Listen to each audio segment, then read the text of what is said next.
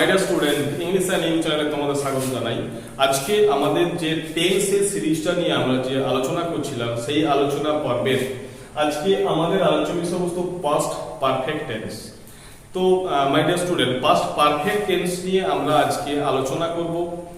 তার আগে আমাদের একটু জানা দরকার যে পাস্ট পারফেক্ট টেন্সটা আমরা কাকে বলবো, কাকে আমরা পাস্ট পারফেক্ট টেন্স বলবো।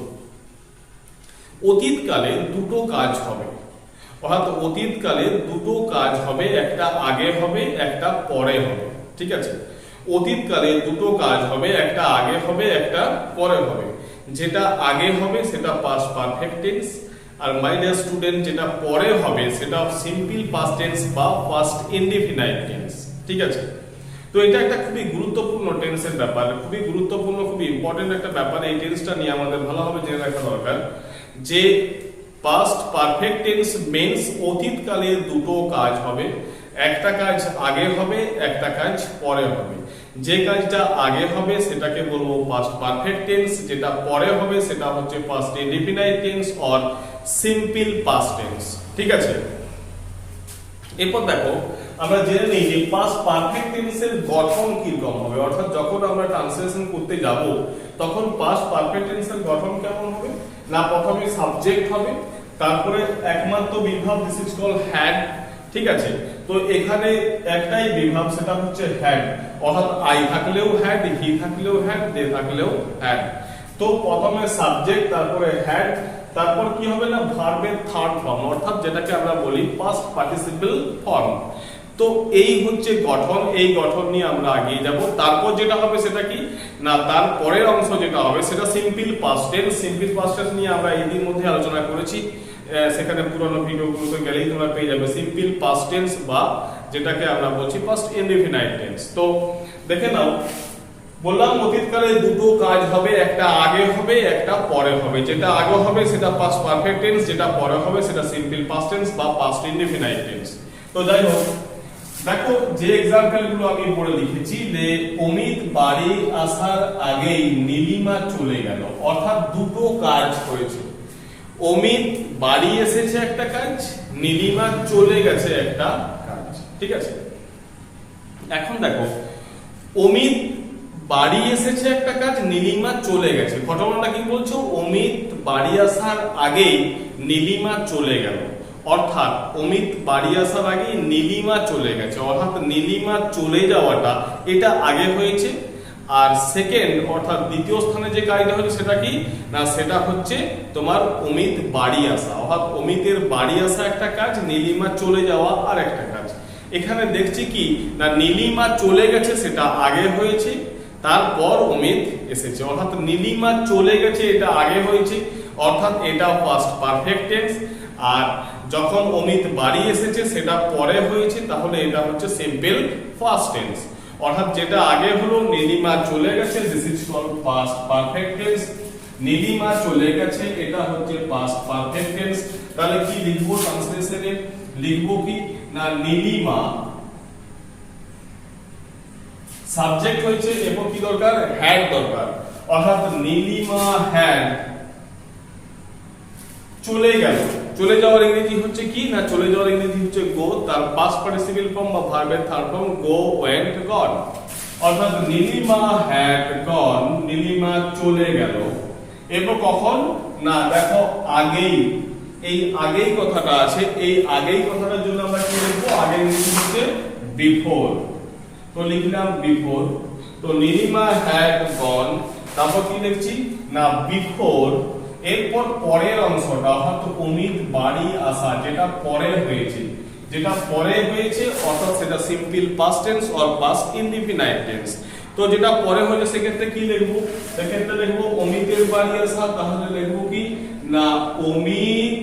ঠিক আছে, এরপর পাস্ট ইনডিফিনাইট টেন্সের ক্ষেত্রে কি হয়, ভার্বের সেকেন্ড ফর্ম হয় অমিত কেম, কামের যে সেকেন্ড ফর্ম কাম কেম, তারপর কাম হয়, তো কাম কেম কাম।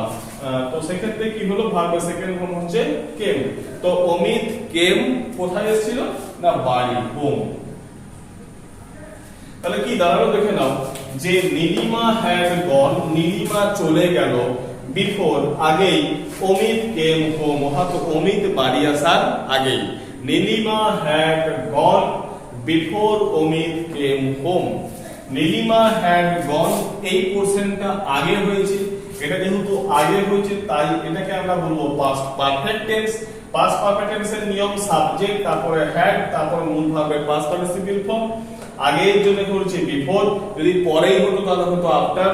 তো আগের জন্য করেছি আমরা বিফোর, তারপর যে অংশটা আছে অমিত বাড়ি এসেছিল সেটা কি হয়েছে না সেটা পাস্ট ইনডিফিনাইট টেন্স বা সিম্পল পাস্ট টেন্স। তো অমিতের বাড়ি আসা সেক্ষেত্রে লিখেছি অমিত কেম হোম। কেন কেম হয়েছে তার কারণ হচ্ছে পাস্ট ইনডিফিনাইট টেন্স বা সিম্পল পাস্ট টেন্সে ভার্বের সেকেন্ড ফর্মটা ইউজ হয়, অর্থাৎ কাম কেম কাম, ভার্বের সেকেন্ড ফর্ম হচ্ছে কেম। তো অমিত কেম হোম। আশা করি বুঝতে পেরেছো। সেকেন্ড দেখো, খুবই অতি পরিচিত একটা एग्जांपल, আমি স্টেশনে পৌঁছানোর আগেই ট্রেনটা ছাড়িয়া গেল। অর্থাৎ এখানেও দেখো দুটো কাজ হয়েছে, আমি স্টেশনে পৌঁছেছি একটা কাজ, ট্রেনটা ছেড়ে বেরিয়ে গেছে আরেকটা কাজ।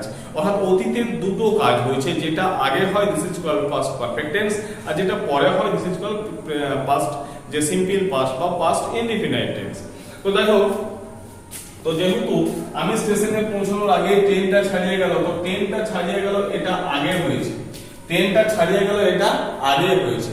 তো যেহেতু আগে হয়েছে, যদি ট্রেনটা না ছাড়তো তাহলে তো আমি স্টেশনে পৌঁছে গিয়ে ট্রেনটা পেয়ে যেতাম, ঠিক আছে। তো যাই হোক, ট্রেনটা ছেড়ে গেছে সেটা আগে হয়েছে, তার জন্য এটাকে আমরা কি করবো না পাস্ট পারফেক্ট টেন্সের ট্রান্সলেশন করব। অর্থাৎ এখানে লিখবো ট্রেনটা ছেড়ে গেল, তাহলে লিখবো কি না দা ট্রেন, তারপর একমাত্র বিভাগ this is called had, the train had, ছেড়ে গেল ইংরেজি হচ্ছে লিভ, তার পাস্ট পার্টিসিপল ফর্ম বা ভার্বের থার্ড ফর্ম হচ্ছে লেফট, অর্থাৎ লিভ লেফট লেফট। তাহলে দা ট্রেন হ্যাড লেফট, অর্থাৎ ট্রেনটা ছেড়ে গেল। কি ছেড়ে গেল না দা ট্রেন হ্যাড লেফট, ট্রেনটা ছেড়ে গেল। এবং কি লিখবো এই যে আগেই, তার জন্য লিখবো আমরা বিফোর। এরপর কি না আমি স্টেশনে পৌঁছানোর পূর্বেই, আমি স্টেশনে পৌঁছেছি তো সেটা একটা আগের কাজ, সরি সেটা আরেকটা কাজ, যে কাজটা কি হচ্ছে না পরে হয়েছে, অর্থাৎ সিম্পল পাস্ট টেন্সে এটাকে আমরা লিখব বিফোর। এরপর লিখছি আমি স্টেশনে পৌঁছানো বিফোর আই, ভার্বের মাঝের ফর্ম হচ্ছে রিচ, তার সাথে ইডি যোগ হয়ে হবে রিচড, অর্থাৎ বিফোর আই রিচড, কোথায় পৌঁছেছি না স্টেশনে, বিফোর আই রিচ স্টেশন, ঠিক আছে। তাহলে এখানে আমরা কি করলাম না আমি স্টেশনে পৌঁছানোর আগে ট্রেনটা ছাড়িয়ে গেল, অর্থাৎ ট্রেনটা ছাড়িয়ে গেল এটা আগে হয়েছে, তার জন্য এটাকে বলবো আমরা past perfect tense. The train had left, the train subject, তারপরে হ্যাড, আর ছেড়ে গেল দিস ইজ কল্ড ভার্ব, তার past participle form left, the train had left, আগের জন্য before, the train had left before. Next কি বলছি আমি স্টেশনে পৌঁছানোর আগে আই রিচড স্টেশন, ঠিক আছে। তো এই গেল আমাদের পাস্ট পারফেক্ট টেন্সে ট্রান্সলেশন করার নিয়ম।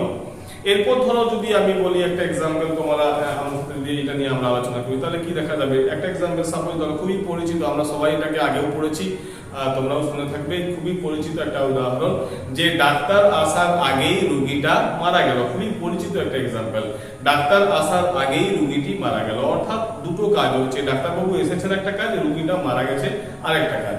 তো সেক্ষেত্রে কি হয়েছে না রোগীটা মারা গেছে এটা আগে হয়েছে, ডাক্তারবাবু তারপর পরে এসেছেন। তাহলে রোগীটা মারা গেল, রোগীটা মারা গেল সেক্ষেত্রে কি লিখবো, রোগীটা মারা গেল সেক্ষেত্রে আমরা কি লিখবো দা পেশেন্ট, একমাত্র বিভাগ হচ্ছে had, the patient had died, অর্থাৎ রোগীটি মারা গেল। পাস্ট পারফেক্ট টেন্সের কাজটা কিন্তু হয়ে গেল। এরপর কি ডাক্তারবাবু আসার আগেই, তাহলে আগের জন্য হচ্ছে বিফোর, তারপর কি লিখবো না ডাক্তারবাবু আসা, before the doctor, before the doctor, আর কাম তার সেকেন্ড ফর্ম হচ্ছে কেম, অর্থাৎ before the doctor came. The patient had died before the doctor came. The patient had died, এই ঘটনাটা আগে ঘটেছে, রোগীটি মারা গেছে, পরে হয়েছে কি ডাক্তারবাবু এসেছেন। যেটা পরে হয়েছে সেটা সিম্পল পাস্ট টেন্স, আর যেটা আগে হয়েছে সেটা হচ্ছে পাস্ট পারফেক্ট টেন্স। তো এই হলো তোমার পাস্ট পারফেক্ট টেন্স।